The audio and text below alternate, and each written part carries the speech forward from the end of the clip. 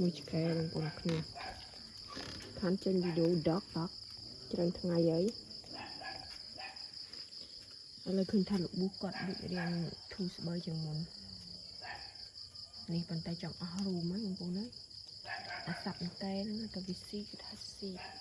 តែអស់រូមតែដល់ឡូនហ្មងបងប្អូនមកក្បាលទៀតដេកនៅក្រោមក្បាលទៀតមានលោកប៊ូហើយក៏មានចិត្តជាតិដែរកំពុងតែដេក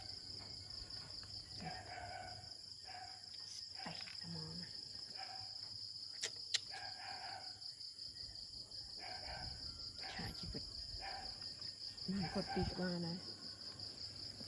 ឆ្កែនិយាយទៅសត្វឆ្កែគឺថាស្មោះត្រង់ម្ចាស់ហ្មងបងប្អូនធ្វើល្អជាមួយសត្វធ្វើល្អថាបានល្អតែបើធ្វើល្អជាមួយមនុស្សវិញតែធ្វើខុសមនុស្សហើយគេថាដូចពោះវែកហ្មងបងប្អូន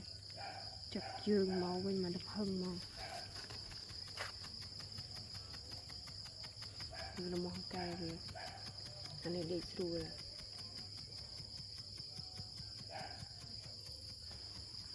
យប់ហើយវីដេអូថតបានទៅពេលដោយសារពេលថ្ងៃ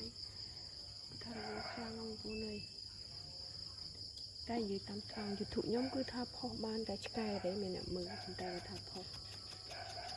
អីផ្សេងគឺថាមានអ្នកមើលបងប្អូនច្រឡំផុសសត្វមន់សត្វអីវីដេអូមនុស្សអីមនុស្សតមានសត្វឆ្កែដែលមានអ្នកមើលខ្ញុំបាត់ពិសោធន៍នឹងគឺថាអញ្ចឹងមែននិយាយទៅ YouTube យើងស៊ីជាមួយ content ឆ្កែថតអីផ្សេងគឺថាមាន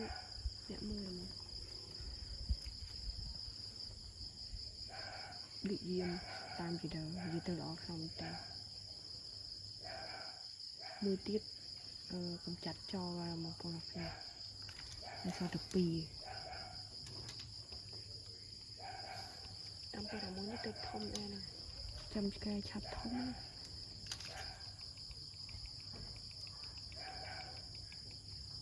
ប្រហែលកូនទូកូនឆ្កែទូមកទៀតថាល្អមែនតើមកថតបានទៅពេលយប់ពេលពេលថ្ងៃរវល់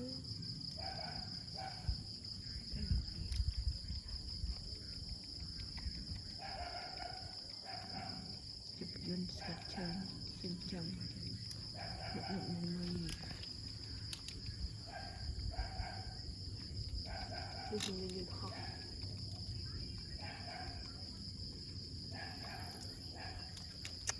សូមឲ្យ YouTube ខ្ញុំផ្ទុះបានមួយអមមកព្រោះ subscribe មក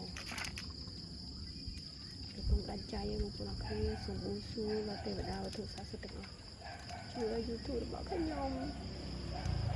ជួយ subscribe គ្រប់លើកទាំងជំនាញទៀតហើយមានអ្នកតាមដានច្រើនផ្ទុះដល់រាប់លាន view មកបងប្អូន